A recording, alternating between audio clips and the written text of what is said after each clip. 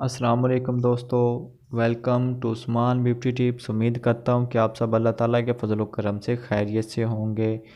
دوستو، لونگ ایسی چیز ہے جو ہماری روزمرہ کی چیزوں میں استعمال ہوتا ہے، کھانا پکانے، دواؤں میں اور بہت جیسی چیزوں میں یہ استعمال ہو رہا ہے اور اس کے فائدے بھی بہت زیادہ ہیں۔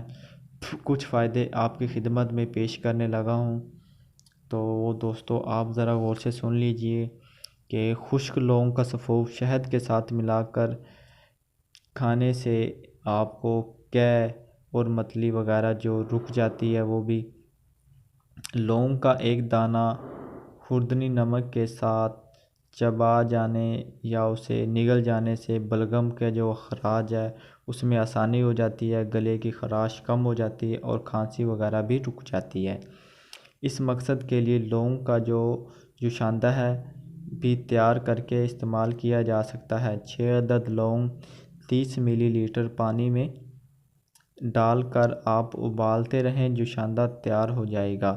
اس میں 1 چمچ شہد ڈال کر روزانہ 3 چمچ جوشاندہ دن میں 3 بار پینے سے بلغم کا جو اخراج ہے وہ بھی تیز ہو جاتا ہے اور بلغم سارا نکل جاتا ہے، اور کھانسی میں جو افاقہ کھانسی ہے وہ بھی کھانسی بھی آپ کی کم ہو جائے گی۔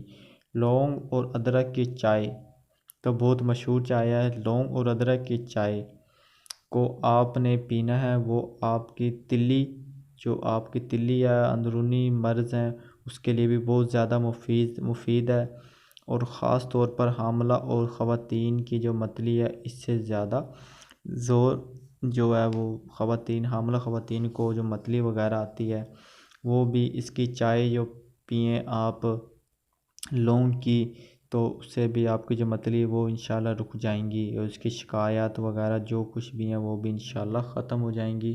غرض یہ کہ آپ اپنی ایسی کئی شکایتوں کا علاج ان جڑی بوٹیوں کے استعمال سے آپ صحت پا سکتے ہیں۔